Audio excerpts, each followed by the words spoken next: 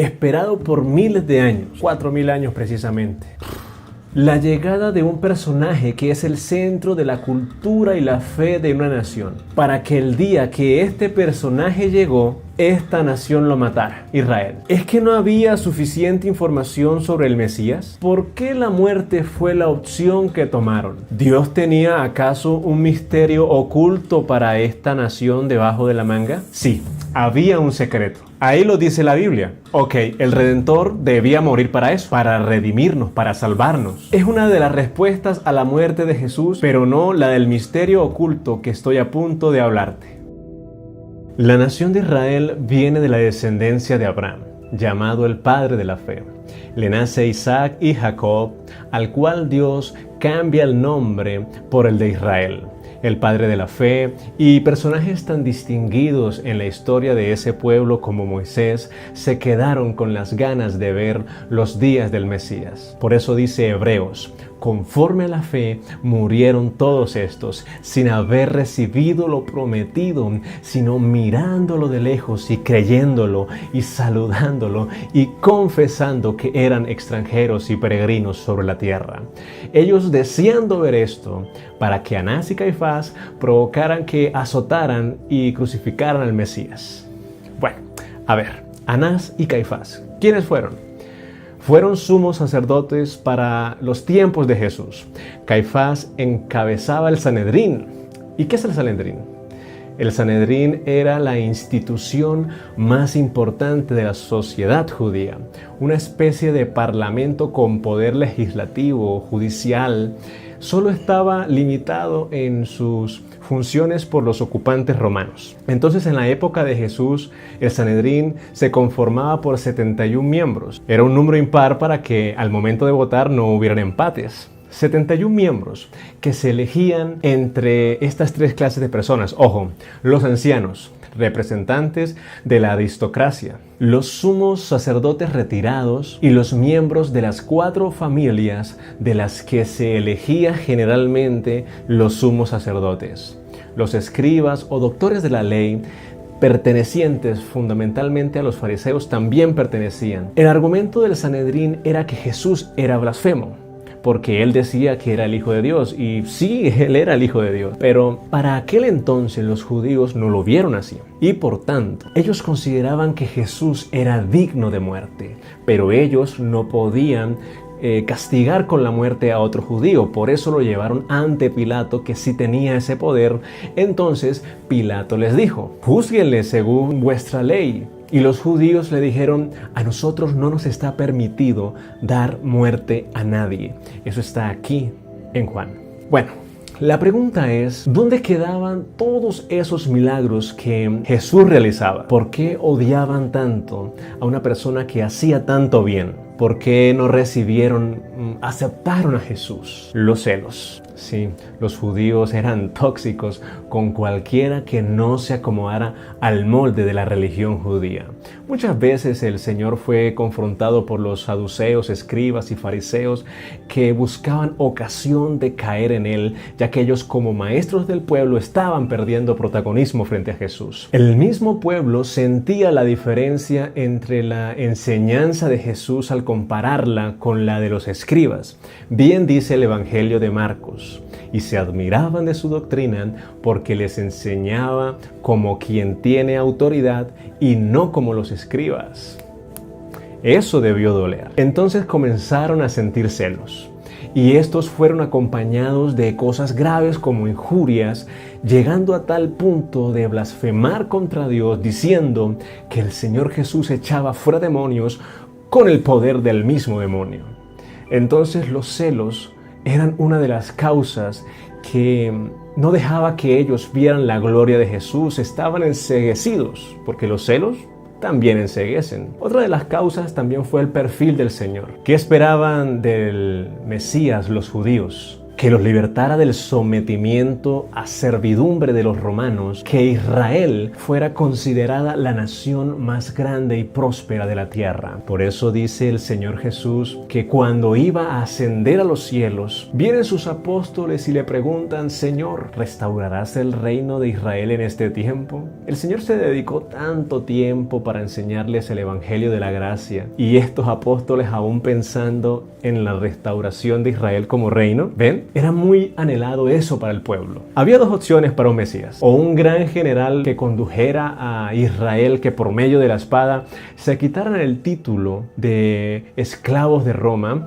o que fuera un gran político que consiguiera la paz y la libertad por la diplomacia. Ni guerrero ni político. El mensaje de Jesús era: Pedro, ¿no te he dicho que si a espada matas, a espada morirás? Y a un político le mandó a decir zorra. Sí, aquí lo dice. Le dijo: id y decidle a aquella zorra. Bueno, ya, muchas zorras. Otra causa fue la procedencia del Señor. El hecho de que haya nacido de una virgen, que humanamente es increíble, porque llegó el rumor de que Jesús era hijo de fornicación. Por eso dice en el Evangelio de Juan: entonces le dijeron, ¿quiénes? Los judíos: nosotros no somos nacidos de fornicación. Un padre tenemos, que es Dios. Claro, los fariseos andaban volando. Eso lo dice aquí. Imagínense los judíos diciendo que eran hijos de Dios y el verdadero Hijo de Dios frente a ellos. El Señor les responde: vosotros sois hijos de vuestro padre el diablo, y los deseos de vuestro padre el diablo queréis hacer. Él ha sido homicida desde el principio y no ha permanecido en la verdad, porque no hay verdad en él. Cuando habla mentira, y de lo suyo habla, porque es mentiroso y padre de mentira.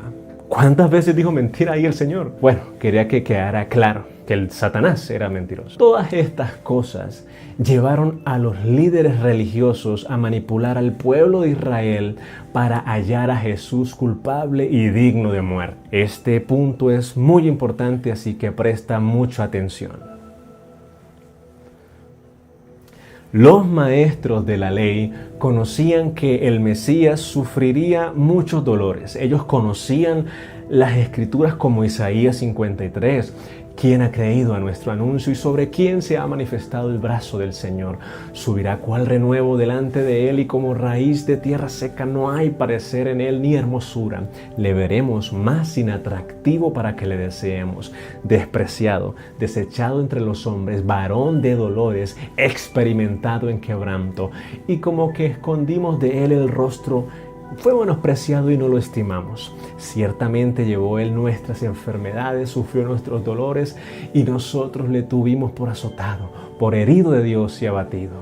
Mas él, herido, fue por nuestras rebeliones, molido por nuestros pecados. El castigo de nuestra paz fue sobre él, y por su llaga fuimos nosotros curados.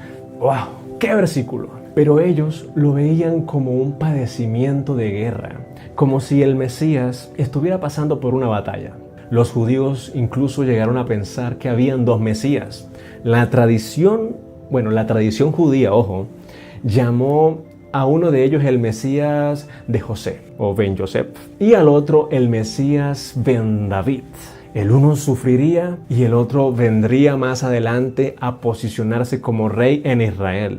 Por cierto, ese tal Mesías Ben David, que por ahora está muy de moda, que por ahí lo nombran, haremos un video más adelante de él, así que suscríbete para que estés pendiente. Este pensamiento de dos Mesías quedó rezagado, y en la actualidad los judíos están seguros de que se trata de un mismo personaje y no de dos. Todos estos conceptos religiosos llevaron a que los judíos se enceguecieran en sus razonamientos. La Biblia lo llama un velo puesto en sus corazones.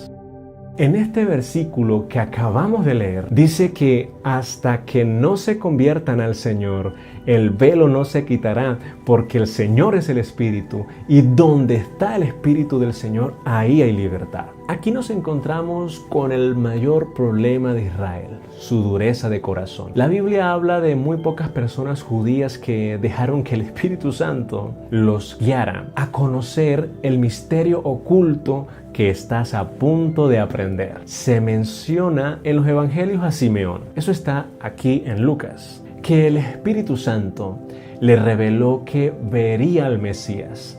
Entonces eso fue lo que le faltó a los fariseos, dejar de ser falsos, honrando al Señor solo de labios y de oídos y no de corazón. Porque si sus corazones hubieran estado llenos de Dios, hubieran conocido al Señor de gloria.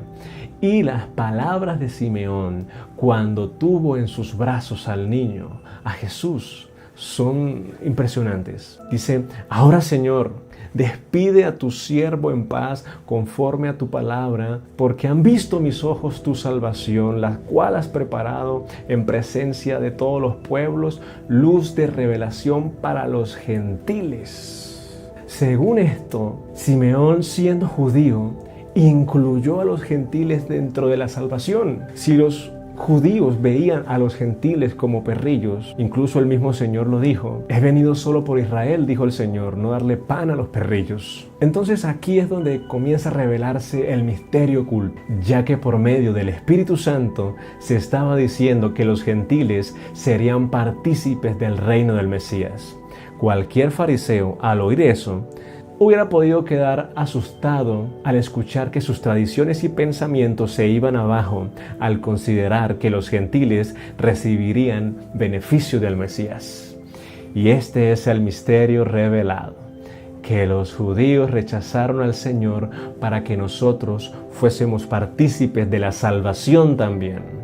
La Biblia dice: a los suyos vino y los suyos no le recibieron, mas a todos los que le recibieron, a los que creen en su nombre, les dio la potestad de ser hechos hijos de Dios. El apóstol Pablo en Romanos nos dice que ha acontecido a Israel endurecimiento en parte hasta que haya entrado la plenitud de los gentiles.